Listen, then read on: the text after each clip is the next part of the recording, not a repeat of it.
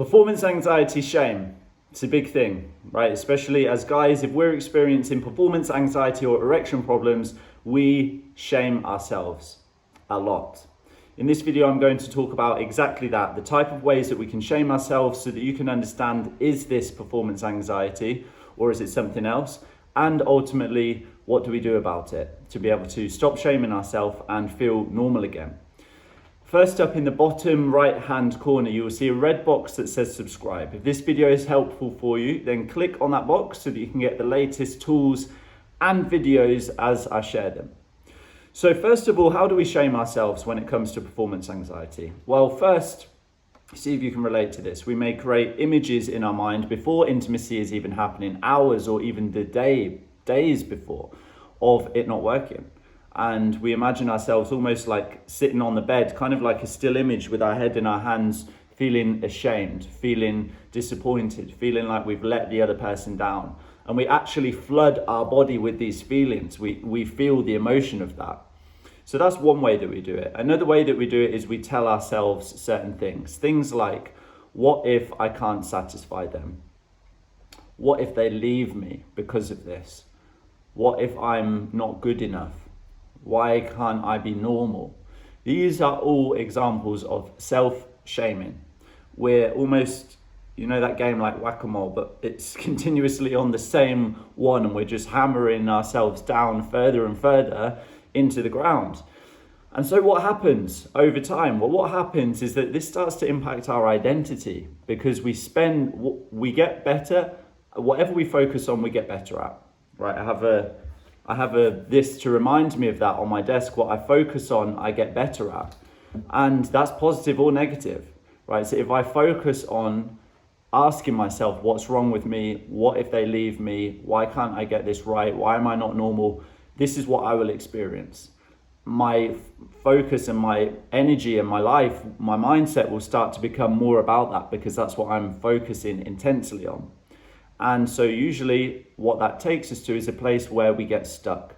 We feel bad, we feel ashamed of ourselves, and it starts to even impact in other areas of our life. So this may be relationships with our family or friends, or our productivity, our focus in the workplace, all of these kind of things it can spill over into when we continuously shame ourselves. And then what happens over the long term? Well, we can see how it would be possible for us to start retracting, right? Thinking that we're not good enough. So we start retracting, we start avoiding intimacy, we start avoiding putting ourselves out there, whether it's meeting new people or being proactive and romantic with our partner, because we just have this constant overriding focus of, what if it happens again? What if I fail? What if they leave me? So we avoid because we believe that gives us a sense of safety. But ultimately, we know over the long term, this doesn't bring us safety. It is actually going to lead to us having a more painful experience in life. And we don't want that. I don't want that for my life. I believe that you don't want that for your life, which is why you're here. So what do we do about this? Because it's not as easy as saying, just stop shaming ourselves, right? I must stop shaming myself. Stop doing that, because even that in itself is a shame. You must stop doing that. Stop shaming yourself. Me saying that to myself is kind of like a double shame. I'm doing the shame in the first place and then telling myself off for shaming myself. So this doesn't work either. What must we do to get it sorted? The reality is it feels uncomfortable to do work around this, right? The reality is it is mostly related to mindset.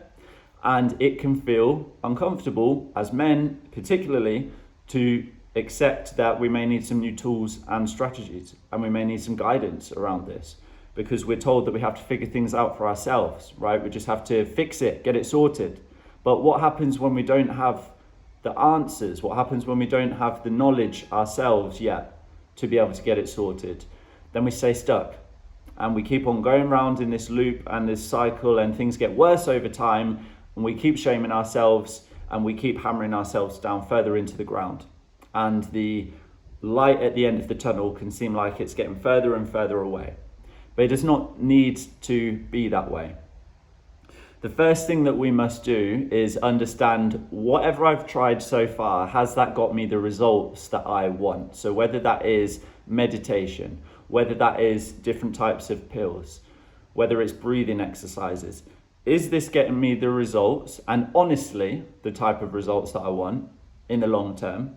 And if the answer is no to that, and it may be no, definitely not, or it may be it's got me some results but not exactly what I want, I feel like this isn't yet sorted, then it's important we just acknowledge that first of all and just say, okay, the tools, what I've tried so far hasn't got me the results that I want, and the reality is that I'm open to, and this is step 2 now, being open to seeking guidance, open to getting a new set of tools and strategies to be able to get this sorted.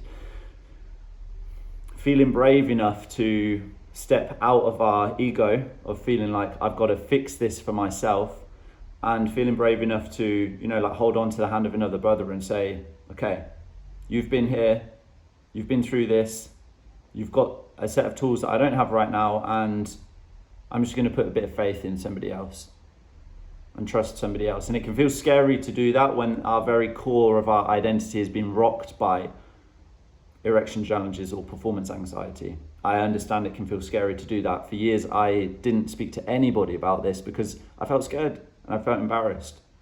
But when I did, that's when everything changed in my life for the better.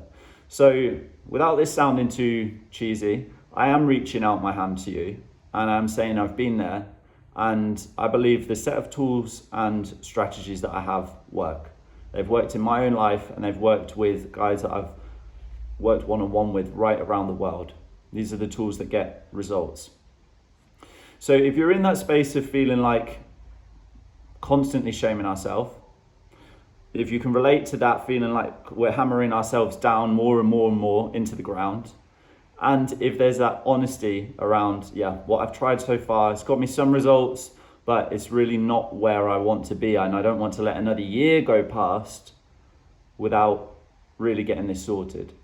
If you're in that space, then I invite you to use one of the free tools that I have, which is the Performance Anxiety Quiz. The quiz is 10 yes or no questions that you ask yourself. You will then see your personal score, and I will send you a report, a guide that will act as a major step to start getting to the bottom of what's going on and get it sorted. So if this sounds good, if you feel ready to take that first step, even though we acknowledge it may feel a bit uncomfortable, to step outside of our comfort zone is when we know that we're growing. So I invite you to take that step and to take this quiz. Below in the comments, you'll see the link to the Performance Anxiety Quiz. Click on that link, it's going to take you straight to the first question, and I will see you at the quiz, and I will then share with you your personal score.